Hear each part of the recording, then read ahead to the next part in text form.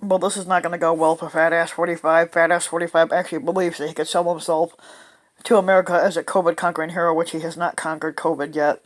Having left Walter Reed Hospital after a 3 day stint recovering from the coronavirus, Fat Ass 45 began what AIDS and competence say is a new phase of the Squatter Roll campaign, an effort to turn his illness into an electoral asset.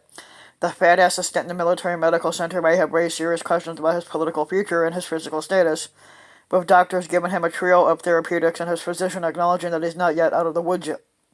But during his time away from the White House, Fat Ass 45 spent his weekends frantically, basically, supposedly working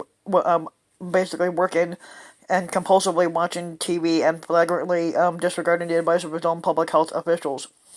How's it playing out? The Fat Ass quizzed several advisors and senior aides since Friday, polling them on their own thoughts and how his diagnosis was being covered in the press. He also was scheming and at the top of his head, according to three people with the knowledge of his private comments, was how to reverse the damage that his campaign may be enduring by him being off the trail. Fat Ass 45 assured confidants that he would be back soon, although he wasn't sure if he would commit to doing so in the upcoming weeks. And he previewed what is set to become the latest of many 2020 messaging reboots in the past few months. The Fat Ass repeatedly claimed that once he recovers from the coronavirus, for which the first skank melanoma, his campaign manager, debate sparring partner, press secretary, and other aides also tested positive, he'll be able to present himself as a conqueror of it, both personally and politically, which he's not going to be a conqueror of shit. The notion might seem far-fetched considering the poor marks that Fat Ass 45 has received for his handling of the pandemic. But according to the knowledgeable sources, the Fat Ass insisted that this would be a campaign asset, as he'd be able to say, "I know what people are going through." One of the sources recounted him saying, "But he does not know what the fuck people are going through." Allies argued that this could help frame Fat Ass 45 as both resilient and empathetic, which he's neither one, which could come in handy in a race where polling shows a wide empathy gap between him and former Vice President Joe Biden. He's become sort of a first responder. He has lived through it and been in the hospital not good enough, says Newt Gingrich, a former Republican House Speaker and an former advisor to Fat Ass 45, said in an interview on Monday, and he's fearless. But actually, he's not fear. Actually, he is. And he's fearless. Actually, no, he's not fearless at all. He basically has fear because he dodged the draft 5 times. We are not in the land of the timid and the home of the security cats. Technically, Fat Ass 45 was a security cat. Like I said, he dodged the draft 5 times. By Monday morning, Fat Ass 45's campaign had begun test driving his newest 2020 sales pitch, brushing aside the reality that the Fat Ass's stubborn flout in the public health and safety measures had directly contributed to his own infection, not to mention the deaths of 210,000 Americans. Indeed, when he arrived back at the White House on Monday night, Fat Ass 45 walked into the balcony for a photo op in which he defiantly tore off the mask he was wearing and the heaviness of his breast, making clear that the disease was very much still in his system. Earlier in the day, Dr. Sean Connolly, Fat Ass 45's physician, had gently warned that he may not entirely be out of the woods yet, but in a video he recorded, Fat Ass 45 insisted that he could have left the hospital 2 days ago because he felt great, which he doesn't. His voice being raspy, his mask still off, the lingering fragments of the fall sunset behind him. He added, "Maybe immune, I don't know which." Um, it was a surreal scene that fit neatly fit neatly into the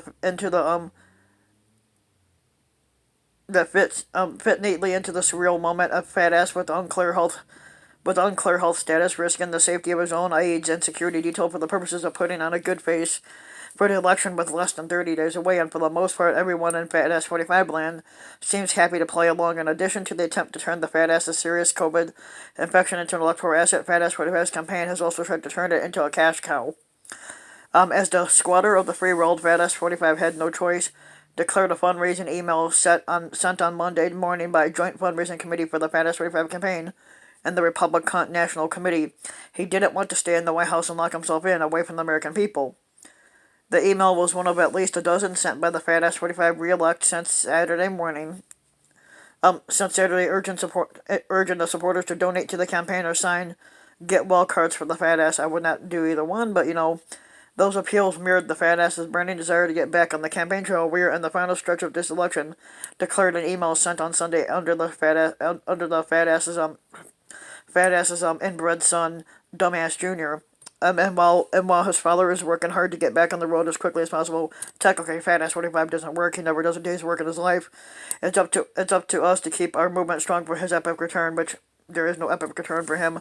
But while some of the Fat Ass's top aides were laying the groundwork for a glorious recovery, hyping in occasionally comical terms that the Fat Ass's impending convalescence and return to the campaign trail, others in the Fat Ass 45 orbit weren't quite as bullish on the idea that the Fat Ass's contraction of the coronavirus would make him look like an electable tough guy.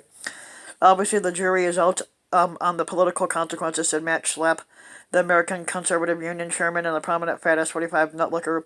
But I don't think this idea is going to sell, to say somehow the Fat Ass did something wrong and that's how he got sick. And blaming those who have gotten sick is a huge mistake. There are a lot of people in this country who get that and reject the narrative that Fat Ass 45 has done something wrong and that's resulted in him getting this. Well, technically, that is kind of the reason why he got the virus. He did everything wrong. He ignored it. He ignored everything the health professionals told him. Recent public polling shows more Americans than not accepting the premise that Fat Ass 45's own personal approach to the global pandemic, and not to mention his policies or insistence on having large crowds Klan rallies, helped to lead directly to this current moment. But beyond Fat Ass 45's own health, much of the country's outlook on the pandemic has been far apart from the rosy picture the White House has tried to paint. With the death toll continuing to climb and the economy remaining in a rut, progress combating the disease has stalled out. I'm actually disturbed and concerned about the fact that our baseline of infections is still stuck at 40,000 cases a day, said Dr. Anthony Fauci, who's a leading figure on the White House task force. This is what he told CNN on Monday, and that's no place to be. And yet, there is scant evidence that the Fat Ass or his team are ready to course correct. Instead, much of the energy and angst inside the administration has been over how the pandemic and Fat Ass 45's infection have been handled from a public relations standpoint. Over the weekend, various senior officials in the White House and the Fat Ass 45 campaign independently vented to the Daily Beast about the mixed messages coming out about the Fat Ass's situation and rampant dysfunction within, but several laying the blame squarely at the White House Chief of Staff Mark Meadows' feet. Basically, no one was being told which way was up and which way was down. One White House official said many of us had to find out what was going on by just reading the news. Some in the Fat Ass's inner circle, meanwhile, didn't even seem worried enough by the news to start fully accepting stricter precautions. Dumbass Giuliani, Fat Ass 45's personal lawyer and nutlicker who flew on Air Force One to the Biden 45 Fat Ass 45 debate last week, claimed via text message on Saturday that he tested negative, but when asked if he planned to quarantine just to be safe, he replied that he was only doing so informally and was still considering golfing to a friend's house and considering going to a friend's house for dinner that evening, because he's a fucking moron. But if you like the video, give the video a like and subscribe to my channel, Ryan Van Wyk, and also hit the notification bell so that you'll be notified when a new video comes out. Thanks for listening.